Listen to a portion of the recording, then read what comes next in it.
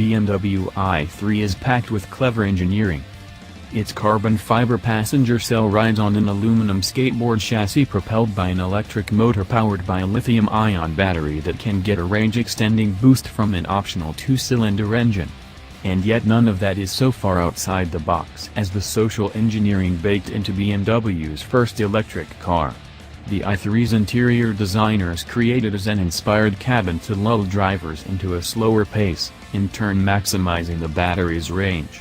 That philosophy also helps explain why the tall and narrow runabout corners with all the eagerness of a phone booth. As delightfully quirky and original as the i3 is, buyers have largely resisted its pulse-slowing charms.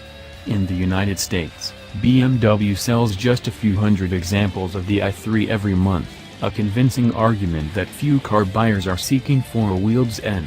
So 4 years into the i3's existence, BMW is retrofitting some sportiness into, and an S badge onto, its electric car with the 2018 BMW i3s. This new model, set to land in dealerships alongside a facelifted i3 this month, promises quicker acceleration and livelier handling.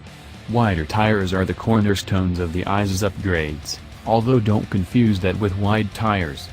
These tires are roughly as wide as those on the cheapest subcompact cars, measuring just 175/55 in front and 195/50 at the rear, making them significantly wider than the standard i3's 155/70 rubber at all four corners.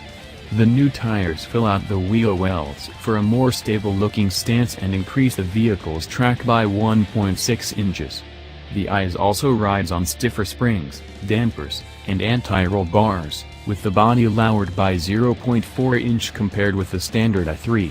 The ride quality is well matched to modern roads, although the medieval stone and brick back alleys of Lisbon, Portugal, caused heads to wobble and bob. Corners are met with noticeably flatter body motions, but a parking lot concourse set up by BMW proved the car is no more eager to turn in. It's telling that the tight Gymkhana kept speeds below 25 miles per hour. The i3's compact dimensions lend it a low-speed nimbleness but do nothing for high-speed stability. And even if they're wider, the i3's tires are the same low-rolling resistance Bridgestone copias as those used on the regular i3, and their relatively low limits mean hustling the i3 is still a pulse-calming affair. The i3 remain so disinterested in aggressive cornering that it's easy to forget this is a rear-wheel drive car with a mid-mounted motor. An electric Porsche Cayman. The BMW i3 is not. As an improvement over the i3, though, the i3 seems better positioned to replace the standard car than to merely complement it.